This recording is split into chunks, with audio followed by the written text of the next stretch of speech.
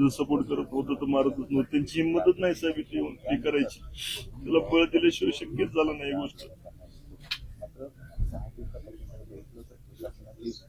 कुणाला मी माहिती विचारा त्या गावची टाकायचं काही कधीच वाद नाही विवाद आणि कधी त्यांनी शब्दही मोडला नाही कोणाचा. ही सगळं ठरवून केलं यांना पाठबळ दिल्यामुळेच हे एवढं त्यांच्यात ताकद आली नाही इथपर्यंत करू शकलो होतो.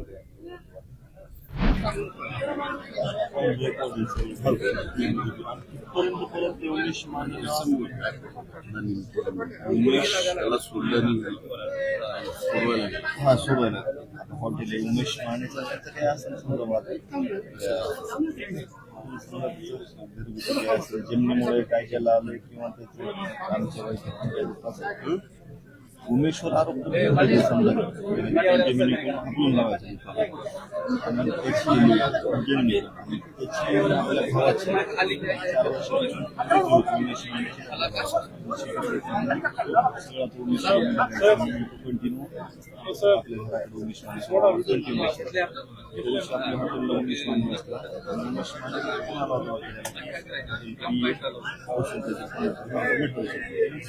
प्लॅनिंग केलं अख्ख्या गावाला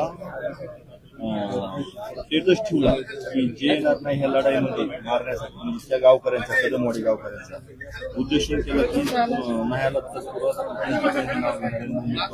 उद्देशून गावाला आव्हान केलं. आव्हान करून जे सूर्यजवळ जातं त्याचे सासरा आहे रामेश्वर गायकवाड म्हणून त्यांनी स्वतः गाडी भरून प्लॅनिंग करून हातेर लावून येऊन कदमवाडी फाट्यावर गाड्या लावल्या सगळ्या आणि त्यांनी सगळे सोने जवळ्याचा तर थांबून गाड्या साईडला ठेवून चालत आपलं हॉटेल आणि टाकळी फाटा 100 मीटर अंतर आहे तिथून सगळे प्लॅनिंग चालत येऊन त्यांनी आले की उमेशवर अटॅक केला उमेश मानेवर. मग हा तिथं सोडासोडी करायला गेला हे सगळे तिथून पळायला लागले कारण मॉब भरपूर होता ना आणि समोर आल्यानंतर आता सोडवताना प्रतिकार थोडा करतच नाही त्यांनी डायरेक्ट काढलं की त्यानं असंच धरलं आणि पळत आला पळत तसंच स्कूटीवर बसून ह्यालाच धरून उमेश पळून गेला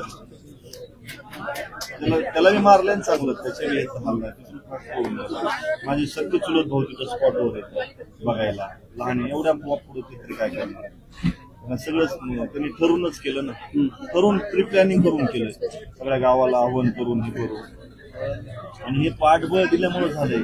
तुम्ही टाकळीमध्ये कोणाला बी विचारा की कदमवाडी आपल्या असं टाकळी गावाला चुका पण ओलाडणार नाही आणि त्यांनी एवढं हे पण केलं नाही सुनीजवळ प्री प्लॅनिंग करून आले ते सगळं सांगून बोलून सगळं ठरूनच आले होते सुनीजवळ्यावर गाड्या करून त्याच्यातले 2 जण कर्मचारी आहेत कारखान्यात.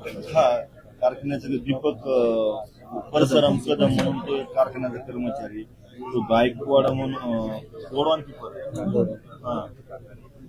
किपर ती पण माहिती मिळाली. आता परत माझ्यावरच साहेब परत ते कटकाळा रचायला लागलेत की मी हे करायलो. रात्री एक जणाला साक्षीदाराला त्यांनी प्रेशर करण्याचा प्रयत्न केला इकडे मार्फत मला पण चालू आहे की कुठेतरी खोट्या गुन्ह्यात अडकायचं. मी माझ्या भावासाठी न्याय मागतोय आणि परत आधी खेळ चालू करायलेत माझ्या बरोबर घाबरायला नाही पण साहेब शेवटी मी न्यायाच्या भूमिकेत आहे. मी काय आपला गेलं तुमच्यावर काय आम्ही काय डोळ्यान दूध बस प्यायलो नोरी कसं निघू द्यायला त्याचा सपोर्ट करत होतं तर मारतच नव्हतं. त्यांची हिंमतच नाही साहेब इथे येऊन ती करायची. त्याला बळ दिल्याशिवाय शक्यच झालं नाही ही गोष्ट. कुणाला मी माहिती विचारा त्या गावची टाकायचं काही कधीच वाद नाही विवाद आणि कधी त्यांनी शब्दही मोडला नाही कोणाचा. ही सगळं ठरवून केलं यांना पाठबळ दिल्यामुळेच हे एवढं त्यांच्यात ताकद आली नाही इथपर्यंत करू शकलो होतो. काय तब्येत होती भावाची साहेब माझ्या एवढं सगळं होऊन स्पष्ट बोलत होता तो. इथनं चाकू उसून इथून इतकंच राहिलं होतं पाठीमागणे डबल ऑपरेशन झालं असं बोललं. इकडनं पण असं हे शिवलं इकडनं पण शिवलं आणि उठून परत शुद्धीवर आलाय तो. शुद्धीवर येऊन माझ्याशी असं बोलण्याचा प्रयत्न केला तर आवाज येत नव्हता ऑपरेशन झाल्यानंतर.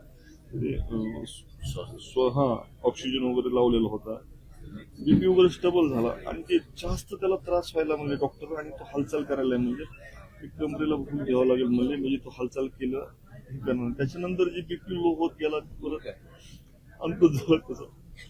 तुमच्या साक्षीदारावर दबाव टाकतात याची तक्रार नाही घेते.